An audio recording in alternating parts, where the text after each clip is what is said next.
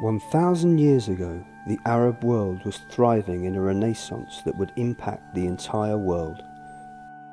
Great strides were being made in science, art, philosophy, medicine. The course of human development was being propelled into a golden age of enlightenment. At the heart of this intellectual revolution were places of learning.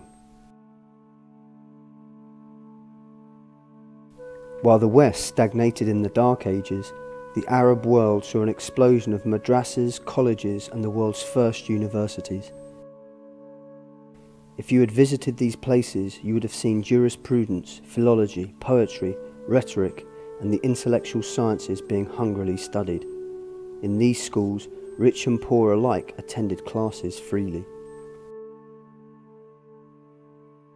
Al-Ghazali, one of the great philosophers of the Arab world, and who can possibly be considered the father of modern thought and education, once noted, "Knowledge exists like the seed in the soil. By learning, the potential becomes actual." Al-Azhar University in Cairo preceded other universities in Europe by 2 centuries. Today, it still attracts students from all over the world, though of course, the world it exists in today has been completely transformed.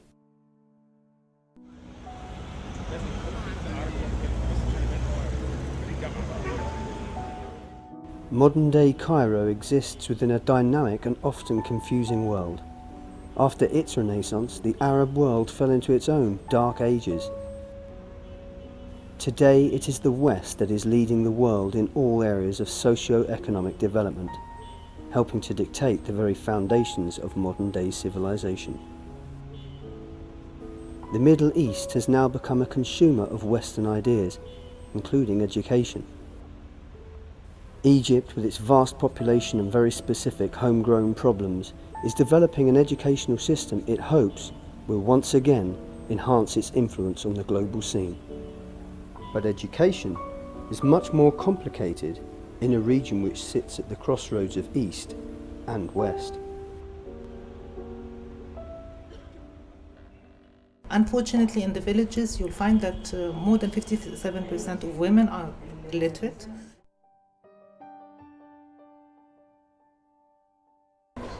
It's basically, I want you to learn pages 1 to 70 by heart. I'm going to bring exactly what's on those pages. That's it. There's no thinking.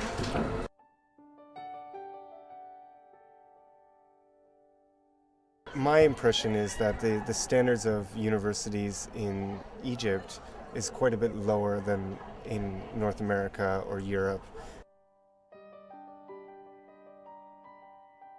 What the industry needs is more qualified students in other areas. The link between the university and the industry is not perfect. And that's why you could see some of the university graduates, they do not have this good chance to be employed.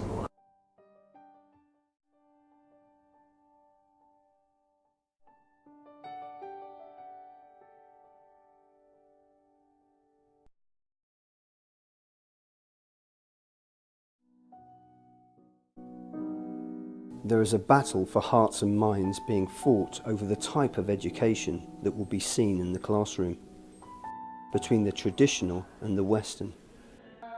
Some may say between the forces of regression and modernism.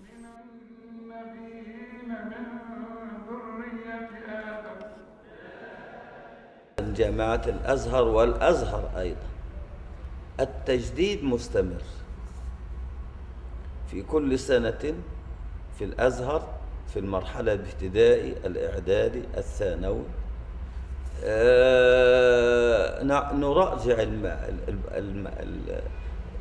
نراجع المناهج قد نضيف جديدا وقد نحذف شيئا وقد نضيف شيئا في حدود الأساسيات وهي ما يتعلق بشرح الإسلام والثقافة الإسلامية فنحن إذا أضفنا شيئا إنما من باب التوسعة ومن باب الشرح والبيان. إذا حذفنا شيئا لابد أن نضع بدله شيئا آخر يضارعه ولكن بأسلوب جديد. Cairo University is one of the oldest universities in the Arab world. Cairo University constructed in 1908. We need to go a little bit to liberal education. So liberal education, that means we don't need to go to have Christian university, Islamic university. We don't have to have education free of any kind of theology or any kind of regime that one has to stress for educating the student. What there clearly was a need for higher education. There wasn't really very much of it in the country at the time. And whether there would be a need for Western education, I think there was a perceived need among a segment of the Egyptian population that felt that they wanted to get the best of what was available. And I think whether it was European or American or otherwise, they wanted to know what was going on in the best.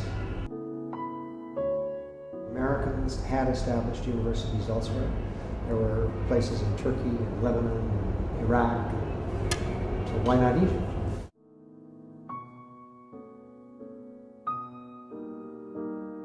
Here in Egypt, one of the most sensitive issues facing the country is the literacy rate and the fallout of a huge population struggling to cope in a fast-changing global economy. In 2004, the UN Development Programme released some sobering findings about the state of education in the region. In terms of contributions to world development, the region rated amongst the worst. The main challenges is there is some age bracket, especially between women, especially in villages and rural areas, that the incentives is not there. I mean, their way of life. Let's not talk about women in general, because we can classify the problem in terms of, okay, if we speak about the girl, in terms of enrollment, for example, the middle class and the upper middle and the upper class, there is no problem in terms of enrollment, because education is still a value, whatever it is. But if you go to poverty groups, for example, there is prejudice against the girl. If they cannot afford to pay the fees for education, because although in the Constitution and according to the law, education is free, in actuality, education is not completely free. There are some fees for that. So in poverty groups, if they cannot afford to send both sexes, then they prefer to cover the cost of education for the boys, but not for the girls. A lot of girls from poverty groups who are dropping out by the mere fact that there is a very critical problem of street children, and girls are constituting quite a percentage within these street children. Unfortunately, the percentage of illiteracy among Egyptian women are still among the highest in the whole world. So this is a problem, and unfortunately, efforts in this area has not been enough. In a region where inequality between men and women is compounded by traditional beliefs, there is a strong need for bridging the gender gap to tackle female illiteracy. The government claims to have taken the initiative, particularly since the 1990s, in addressing this issue among women and people from rural areas. We are, as UNESCO, we try to help the government in achieving the Dakar goals.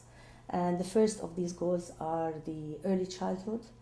In early childhood, we are trying to assist the government in having more children go to school at the age level 4 to 6, developing a new curriculum, training facilitators and all personnel working with children, as well as having a strategy. And we are working on preparing a strategy for early childhood for the years 2005-2010. We would like to as an objective to eradicate the literacy of 8 million people so that we can reach the single digit in literacy rate, which is currently for the age bracket between over 15 years of age. It's, according to the UNESCO, is 28.6% of the population. So we'd like to bring this down to 10% in 4 years. The percentage of illiteracy is declining, but I venture to say it's not declining as fast as we would like to do. There is a need to coordinate effort in this area. The opinions that matter most are of those who are at the receiving end of the literacy drive, the generation of students in Egypt's colleges and universities. For those lucky enough to be receiving education, it seems a door of dreams and expectations has opened up. Get my master's, have a good job. And I plan on going to journalism. إن شاء الله عاوز أقدم في النيابة يعني وأشتغل في شركة بترول إن شاء الله. Mainly I want to be a defender, a person that stands for human rights. Well, I think I'd be interested in fashion. I want to work in companies, but international companies. But are their expectations realistic? The truth, can only be seen in the numbers, and in how far does the Egyptian graduate go? What sort of jobs are they landing? Are they landing any jobs in a competitive open market? Are they able to do that? It seems now that they're not.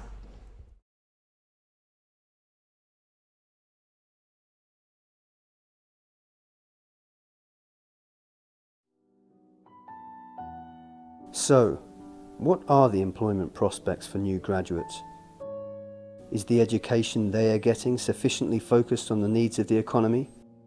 Is the economy dynamic enough to create new job opportunities that will utilize their skills? I think part of the problem with the region is that they produce more students, more graduates than the market can employ.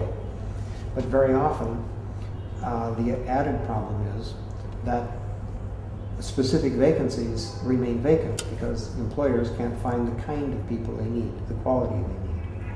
And I think that's a dilemma for the region that's becoming, I think, very acute. في سوق العمل دلوقتي بيتطور تطور كبير جدا، فأصبح محتاج تقنيات مختلفة، وأصبح محتاج مستوى خريج معين، متدرب تدريب معين، فالمهارات اليدوية دي يمكن مش موجودة عند الخريج. يعني بالذات مثلا لما نيجي نتكلم على مسألة استخدام الحاسب الآلي أو الكمبيوتر، الطالب بيدرسه ساعات في الجامعة، بيدرسه بيبقى منهج عليه بس ما بيبقاش عنده الخبرة اللازمة له، فما بيطلع يشتغل في بنك بيجدوا صعوبة في إنه ده اللي يشتغل على طول على هذا الحاسب الآلي. يعني أنا شايف بعد 4 سنين بعد ما أخلص عشان ألاقي فرصة عمل استحالة هلاقيها هنا لو هقدم في القوى العاملة وكده، استحالة هلاقيها قبل ما أتخرج غير بعد 10 سنين، ودي لو جت فبالتالي أنا هكون نسيت كل حاجة، فبالتالي هطلع أشتغل أي شغل حر. We don't have any practical work here. All of the things are written for the exams. I can't make a presentation till now. First time they told us to make presentation in the college, we can't. The majority of us can. Over the last decade, several Arab countries have reformed their educational programs by modifying curriculum content. However, some argue that the curricula taught in Arab nations encourages obedience and compliance, rather than free, critical thinking. Unfortunately, though, most of the schools in the Middle East focus on memorization. Students are forced to read something and then memorize it. They're not allowed to question it. They're not allowed to try and comprehend it. If they have questions, those questions are also suppressed. So what you end up having is when they graduate from high school, they do not have any real powers of reasoning. They're just spoon-fed this information, and when they sit down for exams, they're expected to regurgitate it all. And so you see a lot of straight A students, grade point averages of 4.0 and stuff like that, who really do not comprehend the basics behind the knowledge that they've accumulated over the years through high schools. From one of my friends was that, if you want to know facts, ask an Egyptian graduate. If you want to do some creative thinking or problem solving, ask somebody else. One sector that appears to be producing students who have the adaptability and vision for a global market is private schools. These students represent a tiny and privileged portion of Egyptian society, but they exhibit the key skill needed to compete in an international marketplace: critical thinking.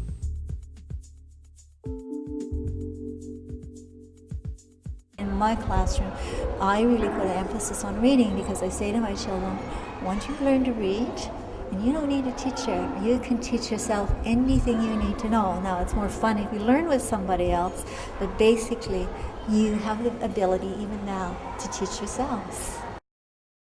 The word actually educate needs to go forth. So we're providing them tools that would give them an opportunity to explore areas where they wouldn't in a more restrictive scene. Then I think we are offering them something. بالنسبة للتعليم الحكومي احنا أنا كنت مدرس حكومي قبل كده وعارف إن مفيش إمكانيات متوفرة وعدد الطلاب كبير. عدد الطلاب في الفصل ممكن 40 45 بعض المدارس 60. أنا عندي الفصل ممكن 10 12 13 أكبر فصل ممكن يكون 20.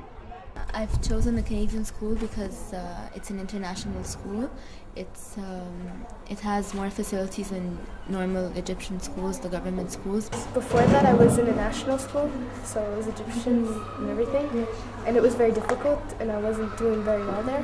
But here, they give you the opportunity to make your own choices. You're free to think the way you want to. Because I think we have this liberal arts approach to education, which stresses critical thinking. It stresses the ability to solve problems. We try to stress things like teamwork, that the students emerge with marketable skills in a variety of ways. It's not only that they have a degree in engineering, but they can read well, they can read complicated material, they can write, they can communicate, they can make a presentation. They can do all of the kinds of things that the market wants, that the employers want, and that graduates of many other universities are really not able to do. Mainly, our students are, along with other international schools, more of the elite class because it is a private school that costs a lot of money to go to. Actually, till now, the private schools, they accommodate only 11% of the pupil population in Egypt. So 89% they study in public schools. What we are trying to do now is also to raise the quality of education in all public schools so that it will be more or less with the same quality by building more schools, training teachers, availing more technology, and working also in parallel in curricula and also in improving the quality of books that's required. In the method of teaching, we are now improving the way of teaching in encouraging interactive teaching and what's called active learning, which means that the students should be involved in the teaching process all of the time, but not like being a receiver all of the time. We need to have a caliber of graduates from local universities who can go out into the workplace and perform and be competent and be competition. فاحنا محتاجين الحقيقه، انا بقول من خلال هذا البرنامج، مزيد من التعاون للاتحاد الاوروبي مع الجامعات المصريه لوضع برامج قريبه من بعضها.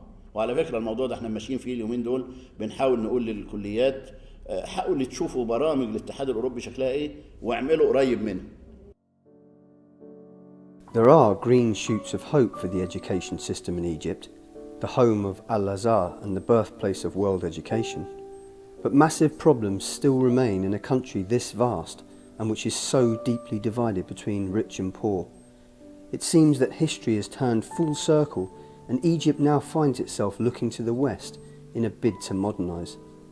It is possibly the only true hope that Egypt has at present if it wishes to keep up with the modern world.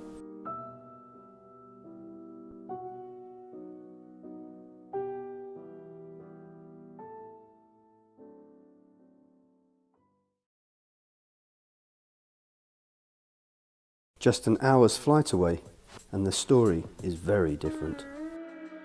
By education and the lifestyle here, and everything is very nice, and activities and everything. The communication we have with our teachers, the things you learn, the deans, they're amazing deans over here, they are so helpful.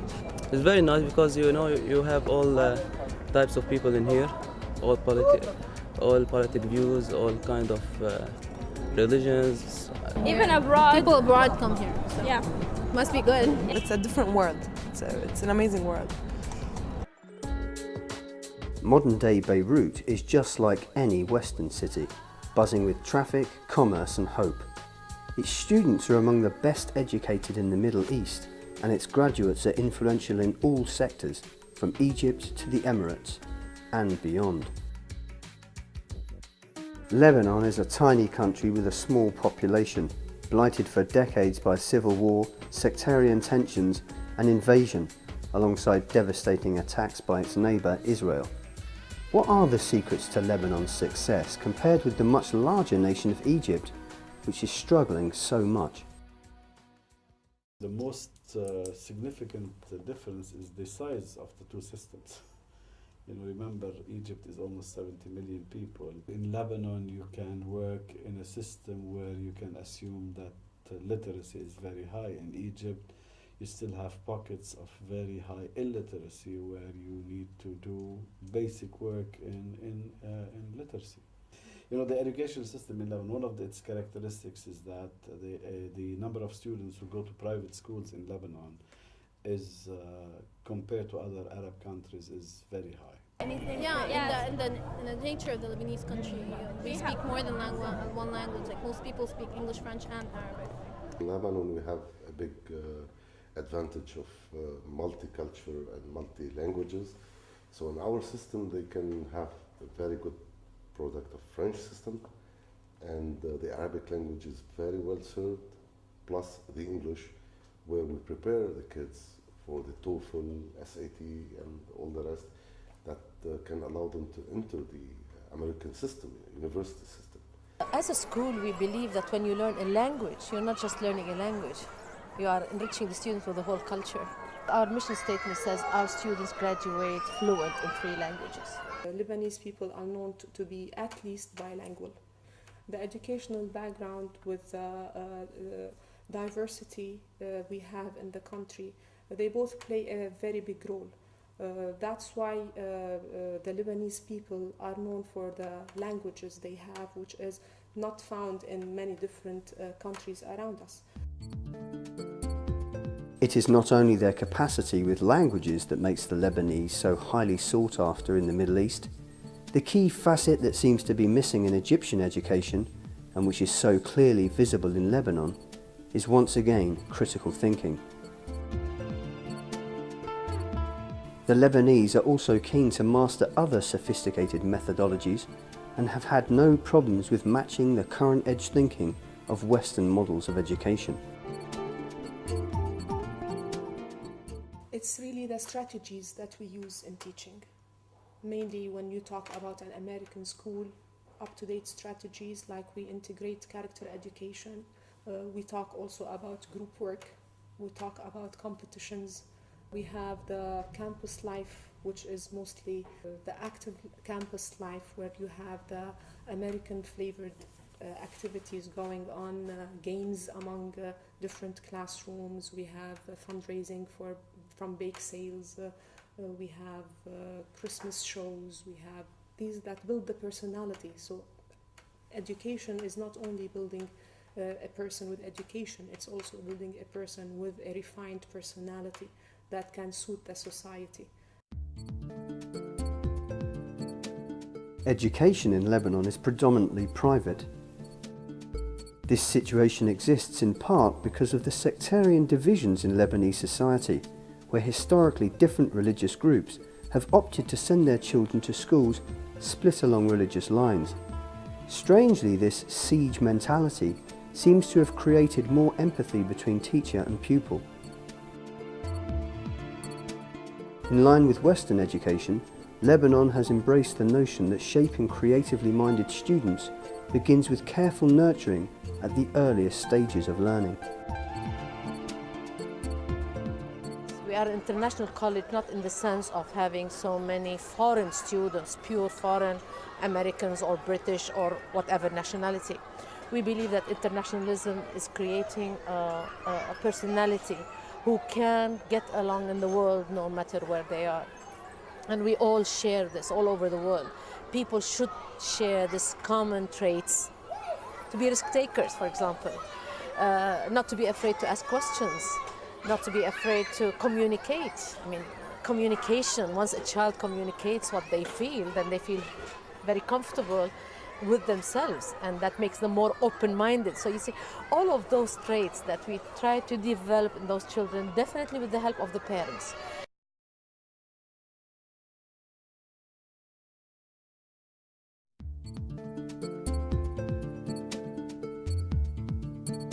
Today, Lebanon is able to offer not just formal education, but a highly developed vocational training industry which helps people to compete in the job market. Most universities today in Lebanon are offering pretty much the same packages. And for that reason, we find out that students are graduating without any competitive advantage. And that gets them back to vocational institutes, and especially private vocational institutes, which provide them with the extra qualification that would give them the competitive edge. No matter what the major is, be it a business major or an engineering major or any other major, okay, students are finding themselves in continuous need of development because what they got at the university level was not sufficient to push them up the ladder.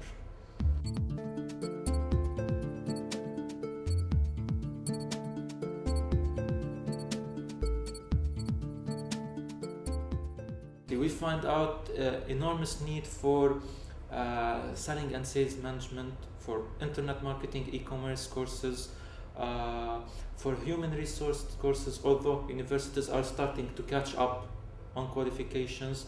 And if we're still talking about the accounting sector or the business sector, it's accounting qualifications. The main aim of the institute, which is to provide a really quality education, but depending on market needs and not just on trends. We are a London Chamber of Commerce and Industry Registered Centre, and that provides us with all the needed qualifications in the marketing and accounting sectors. Currently, we are seeking other European qualifications in the domain of human resources and in the domains of industry and management.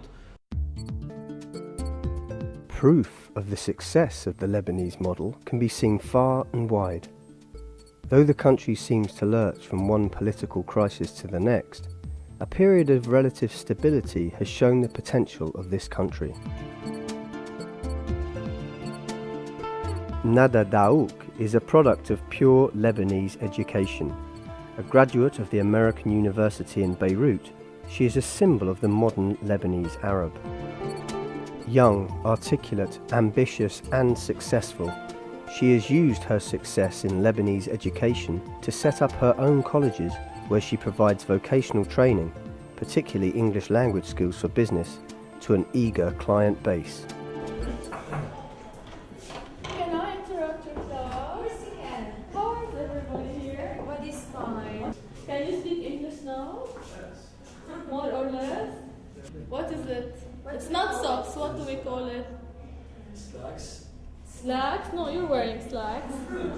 These are my stockings. Okay, and I'm wearing also boots. Black boots.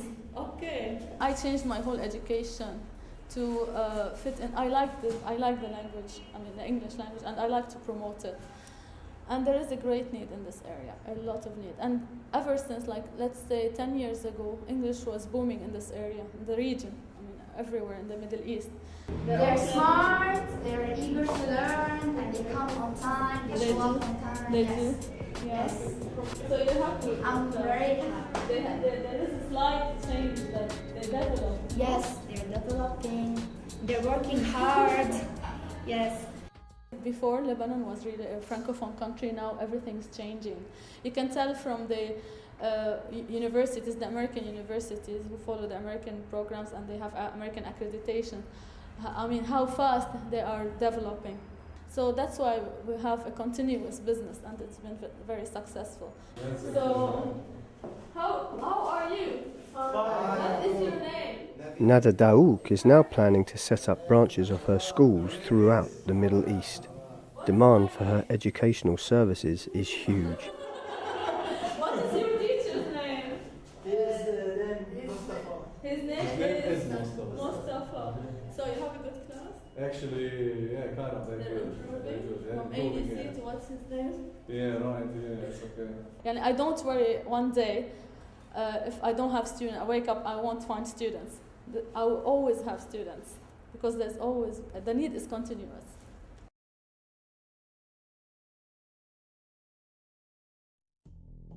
The Iraq War and the increasing belligerence from adversaries on both sides, particularly a bellicose United States, has created tensions which are reverberating across the Arab world.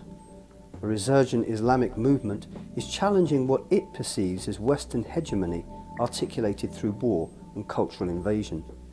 This filters down into popular perceptions about Western education and a genuine fear that with it comes Western values which result in the erosion of traditional Arabic identity. What is the truth? Are Arabs losing their identity?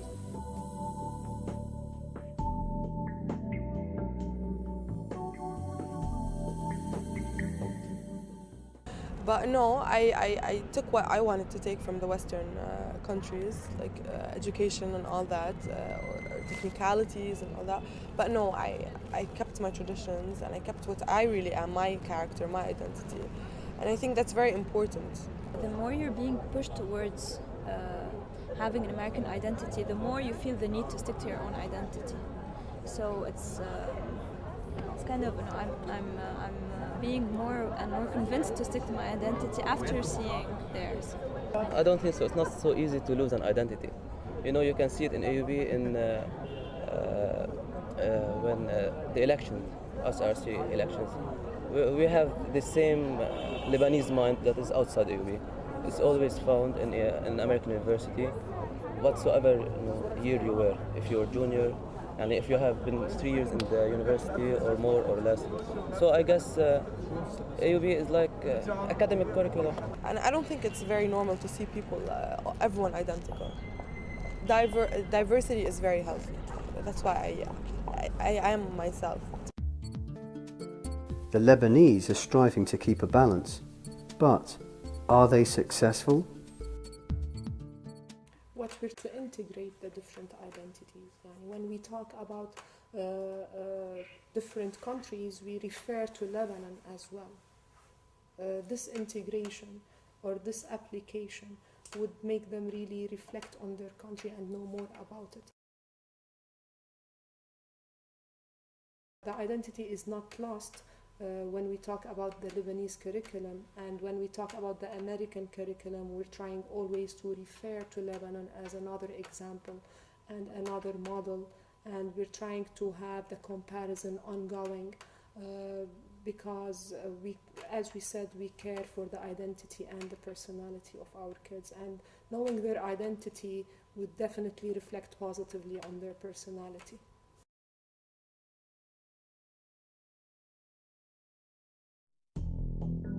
A successful world-class graduate base brings its own problems, and one of them is not unique to Lebanon, the brain drain.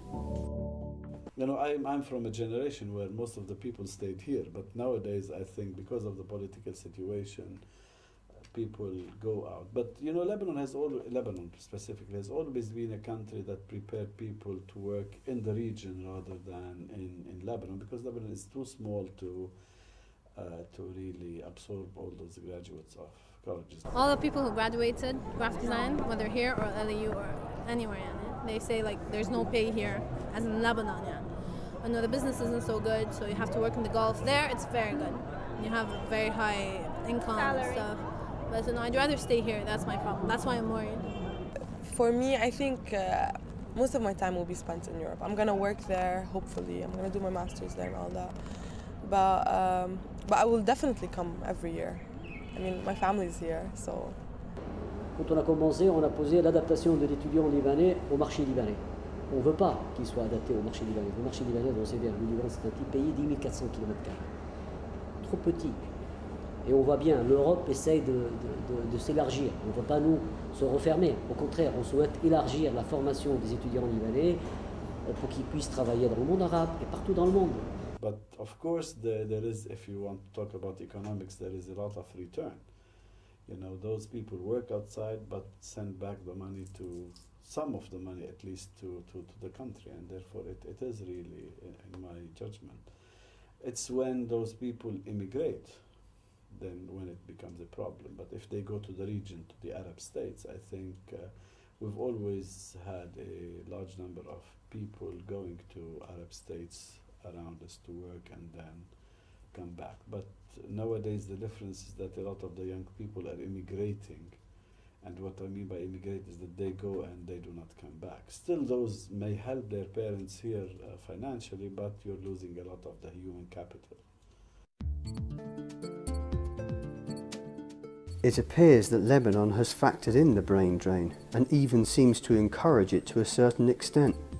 While there is no doubt that highly skilled Lebanese graduates have a positive influence on the wider Arab economy, they remain fiercely loyal to their motherland and support it from afar as non-resident investors. Perhaps this is the true secret of Lebanon's success.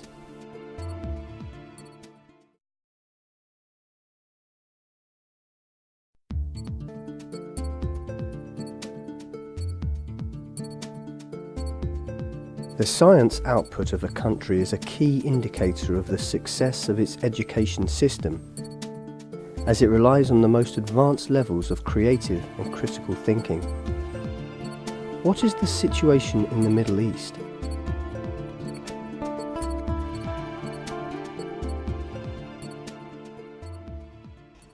Up till now, we're not producers of science. In general, we are consumers of science, and I think as consumers you always use what is produced by other places. I think Lebanon and other Arab countries have to learn to become producers of science rather than consumers. I think we have all the resources, human and otherwise, and the human resources in the Arab states are, are abundant. However, you need to provide to them the environment and the opportunities to be able to produce science. La plupart des doctorants libanais qui sont devenus après des professeurs à l'université libanaise ont continué de travailler avec les équipes de recherche qui ont connu avant. Ceux qui sont venus de l'Angleterre, par exemple, de Londres, ils sont toujours en contact avec leur laboratoire de recherche qui est à Londres, et ils continuent de travailler avec eux. De la France aussi pareil, donc ce qui fait qu'ils sont en développement continu. I think, if you look at all the Arab human development reports, until now the Arab world has not really been successful in doing that. 2004, the United Nations Development Programme released some sobering findings. No Arab country spends more than 0.2% of its gross national product on scientific research. The US spends more than 10 times that amount. Fewer than 1 in 20 Arab university students pursue scientific disciplines. Only 370 industrial patents were issued to people in Arab countries between 1980 and 2000. In South Korea during the same period, 16,000 industrial patents were issued. If the Arab world truly wants to compete in a global economy, it has to increase its technical and scientific knowledge base and reclaim the spirit of inquiry and discovery, a way of thinking that helped make it the sole superpower during the times of Al-Ghazali. What we need actually is, and as I said in terms of the sciences, we need to be to have homegrown theories about education that are contextualized in our countries, because of the social differences between us and the West. Of course, we can benefit a lot from the ideas, but Though we need also to produce ideas that are grounded in the situation and the context of the Arab states. Could the Lebanese model provide hope for the rest of the region? Or has it simply tacked on Western education, forsaking its own distinct Arab culture? Can Egypt overcome its socio-economic straitjacket and once again produce a workforce that is world-class? Or will it be overcome by forces of regressive conservatism? Only time will tell. The problems of education are never going to change overnight.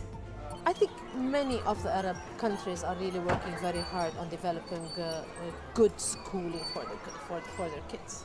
To open up. I think that like if they open up and, as Mariam said, think out of the box and get like more freedom of like yourself, and you do what you like as long as it's within limits. I hope 10 years from now there's gonna be more stability and our children won't face what we're facing today. As the basis for progress is good education. Now that we just opened our eyes and found ourselves that we are behind, we are starting to change.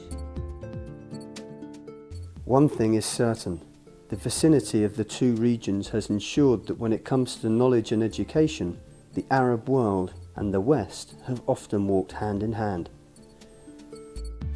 The intellectual ascendancy of the Arab world 1,000 years ago helped trigger the Renaissance in the West and provided the region with a template for education.